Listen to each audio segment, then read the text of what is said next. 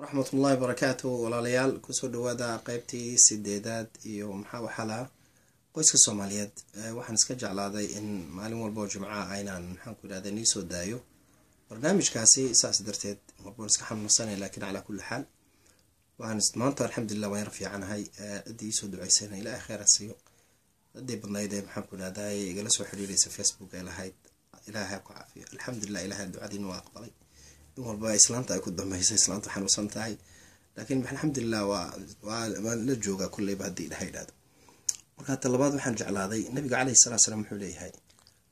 خيركم لنسائهم رجينا وفي عن وحوي والرجع وفي عنده مركوذة وكانت طلبات بحربينا القصة دي رشلي ما هدرت أن سوق لي فيسبوك أجري أو قصة حكيمة أو حكمة كسابسن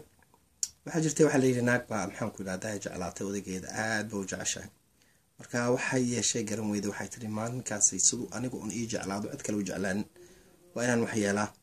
waxaan yeelay waxaan u tagayaa ninka maxaan ku raadaay xakiimka waxaan weydiinayaa hadii maxaan ku raadaay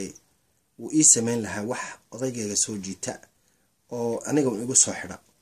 markaas ay socotay baa way u tagtay waxa ku tiri waxaan rabaa oo kaliyata inaad ii sameysid arin aad iyo aad muhiimsan oo soo galiyo odaygeega in noqdo daacad oo in noqdo jeclaada cid kale jeclaan marka ninka xakiimka ah wuxuu ku yiri masaasa wallahi waxaad weydiisay wiil arin aad iyo aad u adag laakiin arinkaasi aad iyo aad wuxuu u baahan yahay buu yiri geesinimo aad iyo aad u adag oo aad ka rabo inaad yeeshid markaas waxa ku tiri maxaad rabtaa inaan yeelo wuxuu yiri waxaad is qaban kartaa wuxuu yiri libaax ayaad maxaan ku dhahay hal tin ah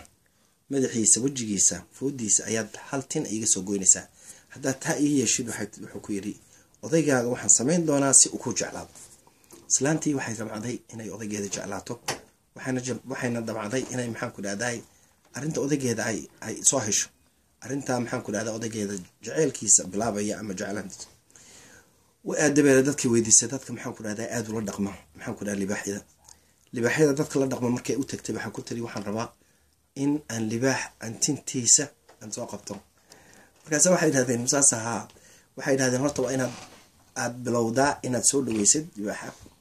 hilib badan si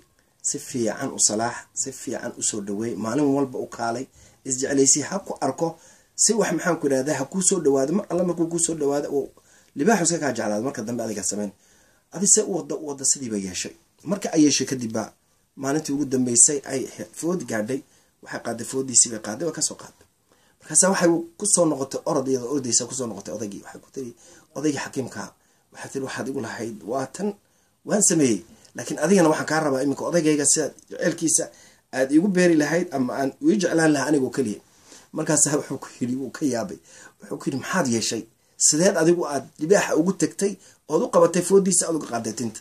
markaas waxa ku tiri saasaan yeelay waan jeclaysiiyay waan soo dhaweeyay waan salaaxay saasaan yeelay markaas wuxuu ku yiri oo libaax ah oo dadka cuna oo balaaye ah وحيوان نضب وهوين لقى بقى ضدك وقدم ما يكبقان أياد أنت سود ويستي أتصل ويا شيء مركز أوي حكيري ها مركز يتري ها مركز أوي حكيري والله هو اللي بيحكاس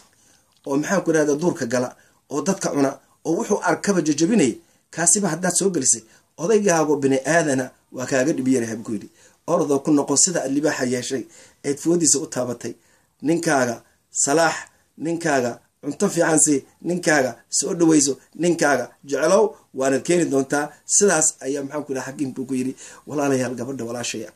waxaan rabaa inaad shaqada qabatid libaax baa la keeni karaa bal kooran odaygaaga keeni kartaa boqolkiiba boqol inuu adigu kaliya ku jeclaado oo meel kale aadin waxaan ka rabaa inaad dadaasha galshid inaad romansiyada aad bilowdid inaad maxaan ku dhahay soo dhaweysid ninka marka hore aad jeclaatay imikana jaceelkiisa isku beer jaceelkiisa waa inuu ku jeclaado cunto fiican maxaan ku dhahay barfuumi maxaan ku yiraahdaa gurigaaga waxaad ka dhigtaa guri aanan weligiiba arkin jannada dunya ka dhig marka taasaad odaygaa ku keenin doontaa ilaahay waxaan ka baryayaa hadii ilaahay yiraahdo inuu soo duceeyo islaantana u soo duceeyo hadii ilaahay way xanuunsan tahay marka waxaan idin ka baryayaa insha Allah taala inaad ku soo dhawaataan iyo barnaamijyada soo socda hadii ilaahay idin soo wado jimcaha kale sidaas iyo nabadgelyo wassalaamu calaykum wa rahmatullahi wa barakatuh